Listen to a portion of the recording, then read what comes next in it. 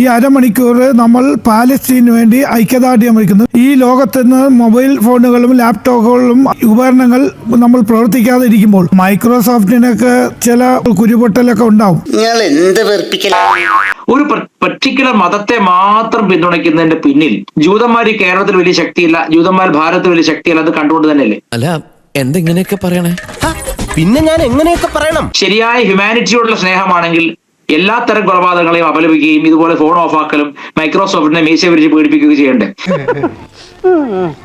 ആദ്യം കേരളത്തിൽ സെൻട്രലൈസ്ഡ് ആയിട്ട് കമ്പ്യൂട്ടറൈസ് ചെയ്തത് AKG സെന്ററാണ്. കമ്പ്യൂട്ടർ ഭീമൻ, തൊഴിൽ വിഴുങ്ങുന്ന ഭീമൻ എന്ന പുസ്തകം എഴുതി വരും. അതായത് ഏതൊന്നിനെ കുറ്റം പറയുന്നു അത് വിഴുങ്ങി ശീലിച്ചിട്ടൊരു പാർട്ടി മാത്രമാണിത്.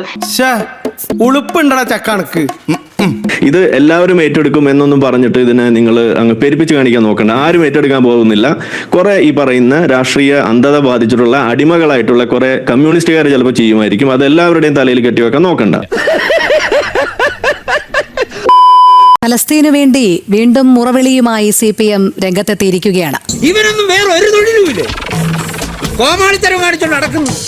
അത് മാത്രം പറയരുത്. ഒരു രാഷ്ട്രീയ പാർട്ടി എന്നുള്ള നിലയിൽ ഇതിനോട് പരസ്യമായ ഐക്യദാർഢ്യം പ്രകടിപ്പിച്ചുകൊണ്ട് ഈ ഡിജിറ്റൽ സമരത്തിൽ പങ്കെടുക്കുന്നതിന് ആഹ്വാനം ചെയ്യാൻ CPIM കഴിഞ്ഞു എന്നുള്ളതിനകത്ത് CPIM ചാരിതാർത്ഥ്യമുണ്ട്. പുരോഗമന വിരുദ്ധ സമരമുറയാണ് ഇത്തവണ CPM അവലംബിക്കുന്നത്. ചിലർക്കൊക്കെ ഒരു വിചാരമുണ്ട്, ആശാന്മാരിൽ 99% മണ്ടന്മാരാണെന്ന്. അപ്പോഴും 1% നല്ല ബുദ്ധിയുള്ളവരാ.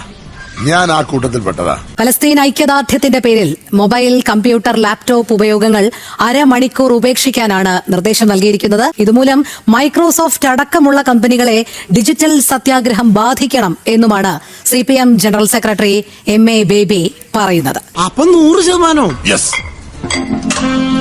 CPIM ആഹ്വാനം ചെയ്തിരിക്കുന്ന ഈ സമരമുറ എന്തുതരം സമരമുറയാണ്? ഡിജിറ്റൽ സാങ്കേതിക വിദ്യയിൽ ഈ ലോകം ആശ്രയിക്കുന്ന ഈ കാലത്ത് എത്രമാത്രം പുരോഗമന വിരുദ്ധമായ നയമാണ് ഇവർ വച്ചു പുലർത്തുന്നത്? ഇതെങ്ങനെ സാധിക്കുന്നു? ഇന്നത്തെ ആധുനിക കാലഘട്ടത്തിൽ സത്യാഗ്രഹത്തിലേക്ക് നമ്മൾ പോകുമ്പോഴത്തേക്ക് അത് ഈ കാലഘട്ടത്തിലേക്ക് പറ്റത്തില്ല. അതുകൊണ്ടാണ് ബഹുമാനപ്പെട്ട CPMന്റെ ജനറൽ സെക്രട്ടറി ആയ MA ബേബി പറഞ്ഞത്, കമ്പ്യൂട്ടറുകൾ, ഫോണുകൾ എല്ലാം ഒരു അരമണിക്കൂർ, ഈ അരമണിക്കൂർ നമ്മൾ പാലസ്തീനു വേണ്ടി ഐക്യദാർഢ്യം വയ്ക്കുന്നു. എന്താണ് ബുദ്ധി ഈ തലവെളി കാണിച്ച് അടക്കല്ലേ പണ്ടാരെ? അത് നമ്മൾ പറഞ്ഞല്ല, ലോകത്തെമ്പാടും അതിന്റെ ഒരു അലയടികളുണ്ട്. ചില പ്രതിസന്ധി ഘട്ടങ്ങളിൽ പാർട്ടി ചില അടവ് നയങ്ങൾ സ്വീകരിക്കാറുണ്ട്. ലോകത്ത് ഏറ്റവും കൂടുതൽ മനുഷ്യക്കുരുതി നടക്കുന്ന അല്ലെങ്കിൽ യുദ്ധം നടക്കുന്ന ഒരു സ്ഥലമാണ് പാലസ്തീൻ. അവിടുത്തെ ജനങ്ങൾ ഒരു നേരത്തെ ആഹാരത്തിന് വേണ്ടി അല്ലെങ്കിൽ കുഞ്ഞുങ്ങൾ ഒരു നേരത്തെ ആഹാരത്തിന് വേണ്ടി ഓടുന്നതാണ്. അതിന് CPM എന്നുള്ള അല്ലെങ്കിൽ ഇടതുപക്ഷത്തിന്റെ പ്രസ്ഥാനത്തിന്റെ ആൾക്കാർ ഇങ്ങനൊരു നമ്മളൊരു പ്രതിഷേധം രേഖപ്പെടുത്തണ്ടേ? കണ്ടോണ്ടിരിക്കാൻ എനിക്ക് വയ്യ, എന്ത് ചെയ്യാം, എന്റെ സ്വഭാവമായി പോയി. അരമണിക്കൂർ ഈ ലോകത്ത് നിന്ന് മൊബൈൽ ഫോണുകളും ലാപ്ടോപ്പുകളും ഉപകരണങ്ങൾ നമ്മൾ പ്രവർത്തിക്കാതെ ഇരിക്കുമ്പോൾ മൈക്രോസോഫ്റ്റിനൊക്കെ ചില കുരുപൊട്ടലൊക്കെ ഉണ്ടാവും. അരമണിക്കൂർ നിൽക്കുമെന്ന് പറയുന്നത് വമ്പന്മാർക്ക് വളരെ അത് തിരിച്ചടിയാണ്, ഒരു സംശയവുമില്ല. ഒരു മാറ്റവും ഇല്ലല്ലോ. എവിടെയൊക്കെ മനുഷ്യകുരുതികൾ വരുന്നു അവിടെയെല്ലാം നമ്മൾ ഇനിയുള്ള പഴയ കാലഘട്ടത്തിലേക്കുള്ള ഈ സത്യാഗ്രഹങ്ങൾ മാറ്റിവെച്ചുകൊണ്ട് ഇങ്ങനെയുള്ള ഒരു പ്രതിഷേധം രേഖപ്പെടുത്താനാണ്. എന്റെ ഒരു വേഷമേ നീ കണ്ടിട്ടുള്ളൂ, താമസിയാതെ പല വേഷങ്ങളും നിനക്ക് കാണാം. ഒരുപക്ഷെ MA ബേബിയുടെ ഈ പ്രസ്താവന കേരളത്തിലുള്ള CPM അനുഭാവികൾ കേൾക്കുമായിരിക്കും. ഭാരതത്തോട് അദ്ദേഹം ഇത് ആഹ്വാനം ചെയ്യുമ്പോൾ ഉത്തരവാദിത്വമുള്ള ഒരു CPM പ്രസ്ഥാനം എന്നുള്ള ഒരു രാഷ്ട്രീയ പ്രസ്ഥാനം എന്നുള്ള രീതിയിൽ എന്ത് അവകാശമാണ് ഇത്തരത്തിൽ ജനങ്ങളെ ആകെ അല്ലെങ്കിൽ അവരുടെ പ്രവൃത്തികളെയൊക്കെ സ്തംഭിപ്പിക്കുക എന്നുള്ളത്? ഇടതുപക്ഷ പാർട്ടികൾ എന്ന് പറയുന്നത് അവരുടെ പ്രതിഷേധം രേഖപ്പെടുത്തുമ്പോൾ ഇന്ത്യക്ക് അത് കേരളത്തിൽ മാത്രമേ അലയടിക്കുള്ളൂ എന്ന് രോഗിനിക്ക് എവിടെ നിന്ന് കിട്ടിയെന്ന് എനിക്ക് മനസ്സിലാവുന്നില്ല. അത് നിർബന്ധപൂർവ്വം അല്ലാതെ ജനങ്ങൾക്ക്, പാലസ്തീൻ ജനങ്ങൾക്ക് ഐക്യദാർഢ്യം പ്രഖ്യാപിക്കാൻ വേണ്ടി MA ബേബിയെ പോലെ ആൾക്കാർ ഇങ്ങനെ പറയുമ്പോഴത്തേക്ക് ഒട്ടുമിക്ക ജനങ്ങളും, ഇന്ത്യക്കകത്ത് ഒട്ടുമിക്ക ആൾക്കാരും അതിനെ നെഞ്ചിലേറ്റും. ആഗോള ഭീമന്മാർക്ക് മുന്നറിയിപ്പാവെന്നൊക്കെ പറയുന്നത് അങ്ങനെയൊന്നും ഉണ്ടാകാൻ പോകുന്നില്ല. അങ്ങനെ ഒരു മണ്ണാങ്കട്ട ഉണ്ടാകാൻ പോകുന്നില്ല. ഇതെന്ത് പണ്ടാരാണ്?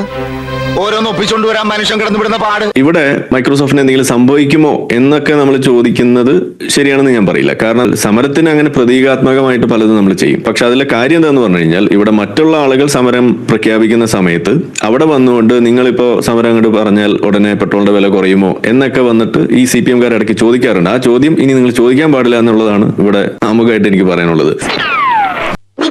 ഇത് പ്രതീകാത്മകമാണ് എന്ന് നിങ്ങൾ സമ്മതിച്ച സ്ഥിതിക്ക് അത് ബാക്കിയുള്ള ആളുകൾക്കും അതിനുള്ള അവകാശം ഉണ്ടെന്നുള്ളത് നിങ്ങൾ സമ്മതിക്കാം. നമ്മൾ ഇനി എന്ത് ചെയ്യും മല്ലയ്യ? ഇവിടെ പറഞ്ഞു വെക്കുന്ന എന്താണ്, ഇങ്ങനെ പറഞ്ഞു കഴിയുമ്പോൾ ആഗോളതലത്തിൽ എല്ലാവരും ഏറ്റെടുക്കുമെന്നൊക്കെയാണ് പറയുന്നത്. ആരും ഏറ്റെടുക്കാനൊന്നും പോകുന്നില്ല. കുറച്ച് ഈ വിഷയത്തിന്റെ യാഥാർത്ഥ്യം അറിയാത്ത ഈ ഇടതുപക്ഷവും ഈ ഇസ്ലാമോ ലെഫ്റ്റ് എന്ന് പറയുന്ന ഒരു ആക്സിസ് ഇവിടെ പടച്ചു വിടുന്ന നുണകൾ വിശ്വസിച്ചിട്ടുള്ള ആളുകൾ മാത്രമാണ് ഇത് ഏറ്റെടുക്കാൻ പോകുന്നത്.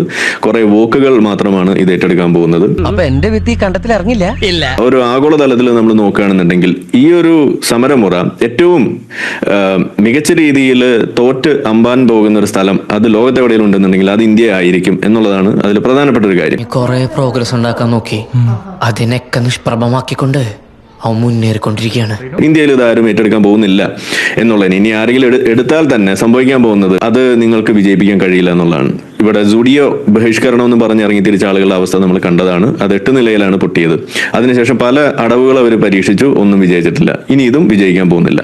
നീ എവിടെ പരിപാടി അവതരിപ്പിച്ചാലും ഇത് തന്നെയാണല്ലോ നിന്റെ വിധി. ഇവിടെ പറഞ്ഞ എന്താണ്, അവിടെ പട്ടിണി, അവിടെ മരണം, ആളുകളെ കൊല്ലുന്നു എന്നൊക്കെ പറയുന്ന കാര്യമാണ്. അപ്പൊ ഞാൻ നിങ്ങളോട് ചോദിക്കുന്നു, ഒരു വാക്ക് ഈ പറയുന്ന ഒക്ടോബർ 7 അവിടെ നിന്ന് തട്ടിക്കൊണ്ട് പോയിട്ട് ആ 1200ഓളം ആളുകൾ അവിടെ കൊന്നു തള്ളിയിട്ട് അവരെ റേപ്പ് ചെയ്തിട്ട് ഇന്നിപ്പോ ഏറ്റവും ലേറ്റസ്റ്റ് ആയിട്ടുള്ള റിപ്പോർട്ട് വന്നിരിക്കുന്നത് ഹമാസ് ഈ പറയുന്ന ആളുകളിൽ നിന്ന് പിടിച്ചെടുത്തിട്ടുള്ള ഹോസ്റ്റേഴ്സ് ആയിട്ട് വെച്ച ആളുകളും അല്ലാതെയുള്ള ആളുകളെയും റേപ്പ് അടക്കമുള്ള കാര്യങ്ങൾ ചെയ്തിട്ടുണ്ട് എന്നുള്ളത് ഇവിടെ വന്നിരിക്കുകയാണ്, പുറത്ത് റിപ്പോർട്ട് വന്നിരിക്കുകയാണ്.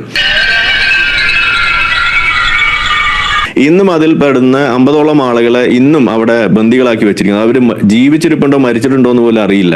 ആ നിലയ്ക്ക് ഇരിക്കുന്ന വേളയിൽ അവരുടെ ശവശരീരം പോലും വെച്ച് ഈ വില പേശിക്കൊണ്ട് ഈ യുദ്ധം അവസാനിപ്പിക്കാൻ ആ ബന്ദികളെ വിട്ടുകൊടുത്താൽ സാധിക്കുമെന്ന് പലതവണ പറഞ്ഞു കഴിഞ്ഞിട്ടും അത് ചെയ്യാതെ ഈ പറയുന്ന ഹമാസിനെ സൺ ഓഫ് ദ ഡോഗ്സ് എന്ന് തൊട്ടപ്പുറത്ത് ഈ വെസ്റ്റ് ബാങ്കിലുള്ള മഹ്മൂദ് അബ്ബാസ് വിളിച്ചിട്ട് ആ ഹമാസിനോട് എന്താ അവർ പറഞ്ഞത്, നിങ്ങൾ ആയുധം താഴെ വെക്ക്, ബന്ദികളെ വിട്ടുകൊടുക്ക് എന്ന് പറയാൻ കാണിച്ച ആ മര്യാദ, അതിന്റെ ഒരു ചെറിയൊരു അംശമെങ്കിലും ഇവിടെയുള്ള ഈ ഇടതുപക്ഷത്തിന് ഒരിക്കലെങ്കിലും പറയാൻ സാധിച്ചിട്ടുണ്ടോ? നിങ്ങൾ എപ്പോഴാണ് ഇതിലെ യാഥാർത്ഥ്യം ഇനിയെങ്കിലും തുറന്ന് പറയാ? എടാ വേലവയ്പാ, നിന്റെ വായിലെ നാവുകൊണ്ട് പച്ചവെള്ളം പോലും മരുന്നാക്കി വെക്കുന്നവനല്ലേ നീ? ഇത് പണ്ടത്തെ പോലെയല്ല. നിങ്ങളുടെ പാർട്ടി ക്ലാസ് വിശ്വസിച്ചിട്ട് അന്തം വിട്ടു നടക്കുന്ന കുറെ കമ്മ്യൂണിസ്റ്റുകാരല്ല ഇന്ന് ജീവനോടെ ഉള്ളത്. ബോധവും വിവരമുള്ള മറ്റു മനുഷ്യന്മാരും ഇവിടെ ഉണ്ട്. വാർത്ത വായിക്കുന്ന ആളുകൾ ദേശാഭിമാനി മാത്രമല്ല ഇന്ന് നാട്ടുകാർ വായിക്കുന്നതെന്ന് നിങ്ങൾ തിരിച്ചറിയാം. ഇവിടെ ഇനി ഒരാൾ മരിച്ചാലും അത് നമുക്ക് പ്രശ്നം തന്നെയാണ്. ഗാസയിൽ നിന്നല്ല, ലോകത്ത് എവിടെ ആള് അതേപോലെ ഒരാൾ മരിച്ചാലും നമുക്ക് പ്രശ്നമാണ്. പക്ഷെ നിങ്ങൾക്ക് അങ്ങനെ പ്രശ്നമാവുന്നുണ്ടോ? നിങ്ങൾ എപ്പോഴെങ്കിലും ഈ പറയുന്ന വിഷയത്തിൽ ഇസ്രായേലിന്റെ ഭാഗം നിങ്ങൾ പറഞ്ഞിട്ടില്ല എന്നുള്ളത് ഞാൻ ഇവിടെ പറഞ്ഞു. നിങ്ങൾ പറഞ്ഞിട്ടില്ല, ഒരിക്കൽ പോലും നിങ്ങൾ അത് പറഞ്ഞിട്ടില്ല. അതങ്ങനെ വരൂ, അതങ്ങനെ സംഭവിക്കൂ. ഞാൻ അതുകൊണ്ട് പറയാണ്, ബ്രിങ് ദം ഹോം എന്ന് നമ്മൾ പറയുന്നു. ഈ പറയുന്ന യെല്ലോ പിൻ അത് അതിനെ കാണിക്കുന്നതാണ്.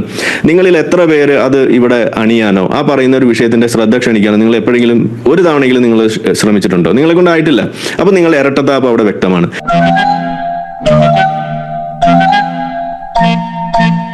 നിങ്ങൾ ഈ പറയുന്ന ഇസ്ലാമോ ലെഫ്റ്റുകൾക്ക് ഒപ്പം ചേർന്നുകൊണ്ട് ഈ ഇസ്ലാമിസ്റ്റുകളോടൊപ്പം ചേർന്നുകൊണ്ട് നടത്തുന്ന ഈ പ്രൊപ്പഗണ്ടയിൽ പെട്ടുപോയിക്കൊണ്ട് നിങ്ങളുടെ രാഷ്ട്രീയ ലാഭത്തിന് വേണ്ടിയിട്ട് കാര്യങ്ങൾ ചെയ്യുന്ന ഈ പറയുന്ന പ്രീണന രാഷ്ട്രീയത്തിന് വേണ്ടി കാര്യങ്ങൾ ചെയ്തു വെക്കുന്നത് ഇത് പണ്ടേ ഇവിടെ വെളിച്ചത്ത് വന്നതാണ്. നീലക്കുറുക്കൻ പണ്ടേ കൂയി കഴിഞ്ഞു. അപ്പൊ അതുകൊണ്ട് ഇനി കൂടുതൽ അതിനകത്ത് നിങ്ങൾ കിടന്ന് മെഴുകിയിട്ട് കാര്യമൊന്നുമില്ല. ഇത് വടി കൊടുത്ത് അടി വാങ്ങുന്ന പരിപാടിയാണല്ലോ ബാബു.